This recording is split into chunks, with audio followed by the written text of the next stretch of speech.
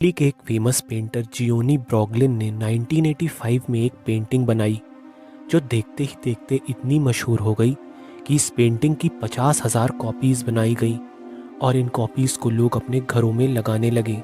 इस पेंटिंग का नाम था द क्राइंग बॉय। लेकिन इसके बाद जो हुआ उसके बारे में किसी ने अपने सपने में भी नहीं सोचा था। जिन लोगों ने भी इस पेंटिंग को खरीद कर अपने घरों की दीवारों पर लगाया उनकी ज़िंदगी तबाह हो गई।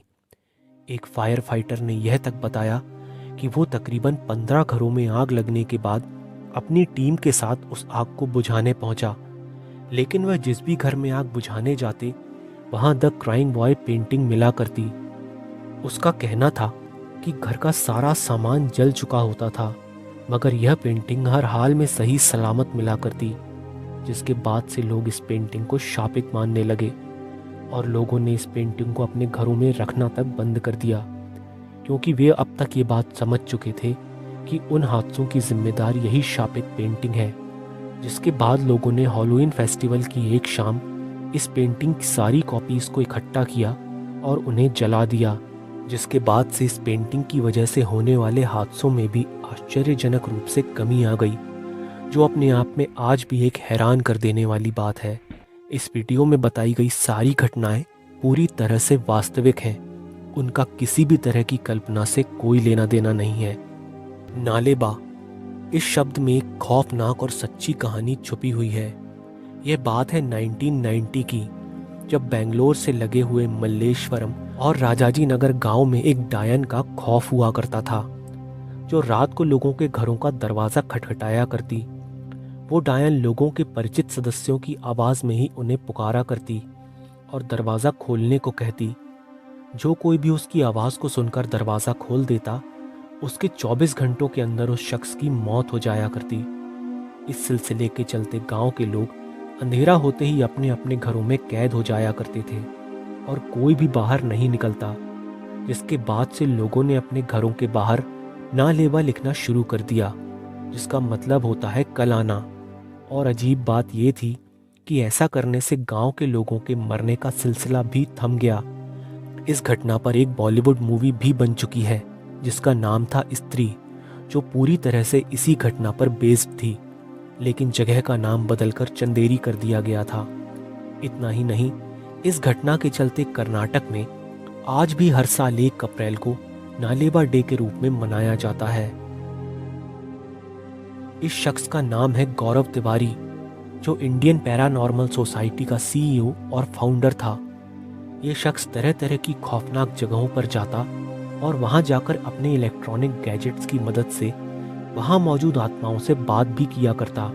कभी किसी सुनसान हवेली में, कभी किसी खंडहर में, तो कभी कब्रिस्तान में। इस शख्स का ऐसा मानना था कि आत्माओं से डरने की ज़रूरत नहीं है, जैसे हम हैं ये भी वैसे ही होती हैं। लेकिन एक दिन अचानक उसने अपनी वाइफ से कहा कि कोई नेगेटिव एनर्जी उस पर काबू करने की कोशिश कर रही है और वो उसे अपने साथ ले जाना चाहती है। जिसके बाद 7 जुलाई 2016 के दिन अपने लैपटॉप पर मेल चेक करने के बाद वो अचानक उठकर बाथरूम जाता है और कुछ देर बाद बाथरूम में उसके गिरने की आवाज़ आती है। जब गौरव के पिता और पत्नी उसे देखने बाथरूम जाते हैं तो गौरव उन्हें बाथरूम के फ्लोर पर बेसुध पड़ा मिलता है, जिसके कुछ देर बाद उसकी मौत हो जाती है।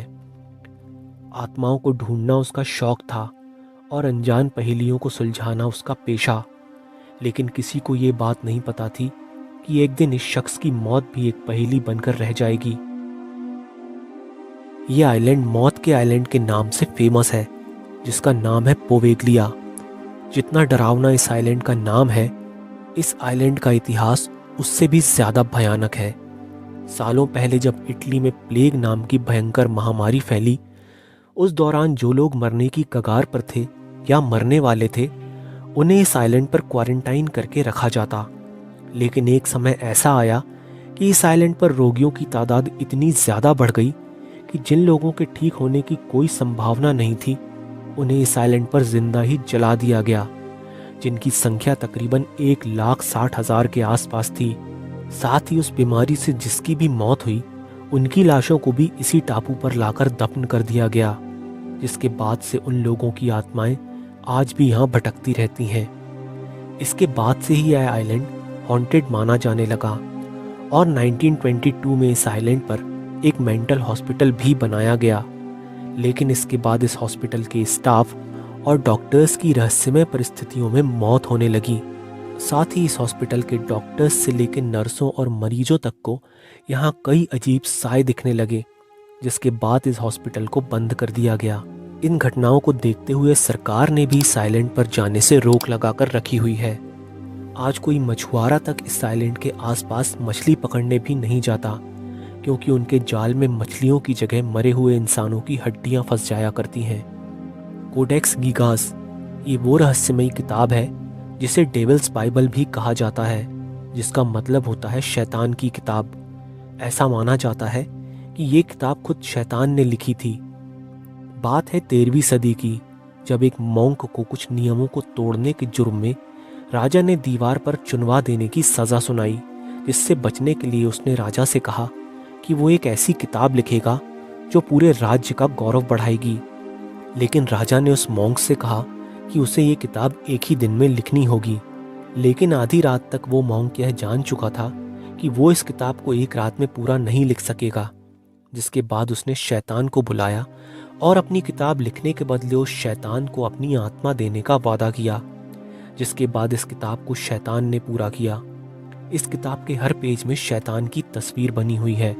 इतना ही नहीं, जिस किसी ने भी इस किताब को पढ़ने की कोशिश की वो अपना मानसिक संतुलन खो बैठा, जिसमें कुल 310 पन्ने हैं जो गधे के चमड़े के हैं और इसका वजन तकरीबन 85 किलो है। इस पूरी किताब की हैंडराइटिंग भी सेम है, मगर ये बात आज भी अपने आप में एक रहस्य है कि इसे एक दिन में कैसे लिखा गया होगा। इस किताब को अगर आप देखना चाहते हैं तो ये किताब स्टॉकहोम की नेशनल लाइब्रेरी ऑफ स्वीडन में आज भी मौजूद है। कालका से शिमला जाने के रास्ते में एक ऐसी ऐतिहासिक और हॉन्टेड टनल मौजूद है जिसकी कहानी बेहद दिलचस्प और रहस्यमय है। बात है 19वीं सदी की, जब ब्रिटिश हुकूमत के दौरान कर्नल बड़ोग को इस सुरंग को बनाने का काम सौंपा गया, जिसके बाद कर्नल बड़ोग ने सुरंग के दोनों छोरों पर मार्क लगाने के बाद दोनों तरफ से खुदाई का काम चालू किया। उनके हिसाब से उन दोनों छोरों को बीचों बीच आकर एक दूसरे से मिलना था, लेकिन अलाइनमेंट में गड़बड़ी हो जाने की वजह से ऐसा नहीं हो सका, जिस वजह से ब्रिटिश सरकार ने कर्नल बड़ोग पर 1 रुपए का जुर्माना लगा दिया और उन्हें नौकरी से बर्खास्त कर दिया। इस बात से कर्नल को इतना सदमा लगा कि उन्होंने इसी सुरंग के पास अपनी जान दे दी। इस घटना के बाद लोगों को इस सुरंग के पास से चीखने की आवाज़ें सुनाई देने लगीं। कई लोग आज भी इस सुरंग के आसपास कर्नल बड़ोग का साया देखे जाने का दावा भी किया करते हैं।